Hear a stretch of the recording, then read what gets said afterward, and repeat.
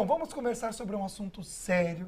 E quando a gente pensa em direito de trabalho aqui no programa, a gente pensa no doutor Matheus. Ei, Olá. seja bem-vindo. Tudo bom, doutor? Bom dia. Bom dia. Você demorou para vir aqui com a gente, Essa é a viu? estreia dele no estúdio novo. E sim, demorei para conhecer o estúdio. Gostou? Mas valeu a pena, tá bem Epa. bonito. Tá muito bem legal, bonito. Vocês né? estão de parabéns. Obrigado. Doutor, você faz parte disso também. Obrigado. Com certeza. Vamos lá, então. O que é o assédio moral que tanto se comenta, doutor? Vamos lá. O assédio é uma prática prolongada e repetitiva que expõe o funcionário a situações constrangedoras e vexatórias, tá? E por que eu repito isso, que é repetitiva e prolongada? Porque o assédio, ele nunca ocorre de uma maneira única. Para ser assédio, ele precisa ser, sim, esse processo que vai desgastando o consciente do funcionário e atingindo a moral dele, causando, então, um dano moral no funcionário. Então, até para que se entenda que já se faça a diferenciação, é uma relação de causa e consequência, tá? O assédio moral leva a um dano moral. Tá? Essa é uma dúvida que geralmente sempre tem. A diferenciação entre assédio moral e dano moral é justamente a relação de causa e consequência. Olha só. Então é praticado pelo chefe, é isso? Não só pelo chefe. Ah, não? Não. É bem usual que seja praticado pelo chefe e é mais comum que seja praticado pelo chefe, mas não se limita a isso, tá? O praticado pelo chefe, ele é chamado de vertical ascendente, que o chefe, sim, pressiona, humilha, expõe o funcionário, mas ele pode ser praticado por colegas de trabalho, do mesmo nível hierárquico, que é chamado o assédio moral horizontal. Olha. Isso. A gente nem sabia que tinha isso vertical, horizontal, olha que... Exatamente. Por exemplo, um grupo uma equipe que acaba por restringir ou isolar um funcionário ou praticar atos para constrangê-lo. Existe uma outra hipótese também. Qual? Que é o assédio moral vertical ascendente. Ah, mentira. Que o funcionário pratica no chefe, ou a equipe pratica no chefe.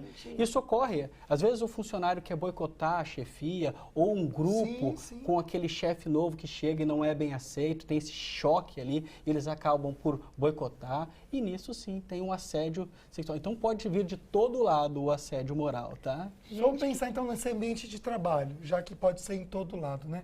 Como que uma empresa pode se preparar para evitar esse tipo de assédio? Tem como? Tem sim, e é bem importante a gente ressaltar, porque o assédio moral, ele leva a um dano psíquico, que muitas vezes é irreversível, né? Sabemos que hoje as doenças psíquicas são o grande mal da humanidade, e toda e qualquer forma de se evitar esse tipo de dano é justificável e de se aplaudir.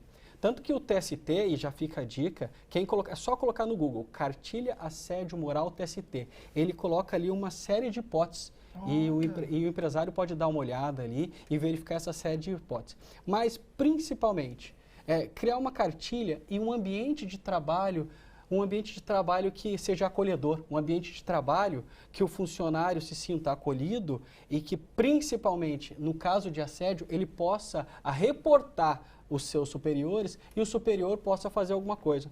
Um ambiente de trabalho que entenda que piada é diferente de agressão e que muitas pessoas recebem essas ditas piadas de forma diferente.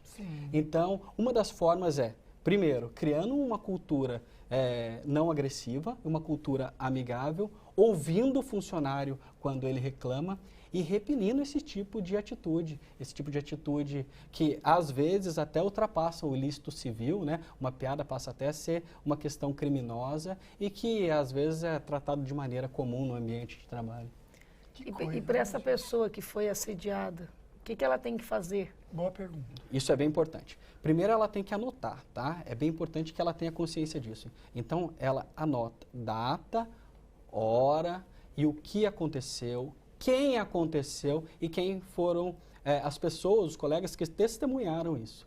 Depois ela precisa reportar isso para o chefe daquela pessoa ou daquelas pessoas que fez isso, para que a empresa tome alguma atitude. Aquilo que nós comentamos, não é admissível que uma empresa coadune com um tipo de brincadeira ou algo que possa constranger o funcionário. Então ele reporta para que a chefia faça alguma coisa a respeito. Se não fizer, continue a anotar. Como são práticas repetitivas... Anotar mesmo num caderno. Anotar num caderno, dia, hora, detalhe, como aconteceu. E se a empresa não tomar nenhuma atitude, ele tem que procurar um advogado, tem que procurar um sindicato. Porque é difícil ter provas mesmo, né? É muito difícil ter prova. O assédio, às vezes, ele acontece justamente para que evitar essa caracterização num ambiente isolado ou num grupo de funcionários que estão fechados entre si. Tá? Mas quanto mais ele anotar, quanto mais detalhe tiver, é mais importante. Mas é importante. Reporte ao superior. Tem que reportar ao superior da empresa o que está acontecendo para que isso cesse. E se eu já sofri assédio e a pessoa não está mais na empresa? Eu e outras pessoas também que já sofreram, essas pessoas saíram da empresa até por causa dessa pessoa que não está mais. Dá para ser feito alguma coisa? Tem algum caduca esse assédio ou não? Não, então, Caduca o assédio é muito bom. Porque na vida da gente não caduca. Claro. A gente carrega. Exatamente. Digo por mim, tem Exatamente. 40 anos. Exatamente, né? Tô carregando. São cicatrizes na alma que não se curam. Exatamente. Né? A gente tem que observar por duas questões.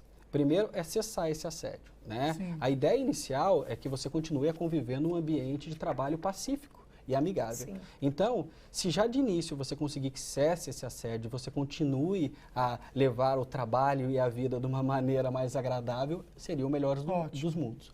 Então, se esse colega já saiu, maravilha, que bom. Você já está resolvido. Tenta seguir a vida. Mas se isso deixou sequela, deixou um dano, e muitas vezes deixa, você pode sim ainda procurar um advogado e responsabilizar essa empresa. Tá? A empresa, não a pessoa. Não, a empresa e não a pessoa. Tá? E não a pessoa. Olha, mas volto a ressaltar. Tem muitas das declarações que deixam de constituir puro ilícito civil e passam a constituir ilícito penal. Então, às vezes, essa brincadeira, ela está tratando não de uma brincadeira, mas de um crime de racismo, crime de homofobia, crime de xenofobia. Então, você pode sim direcionar... Vamos fazer o seguinte, eu acho que a gente precisa fazer um especial sobre assédio moral.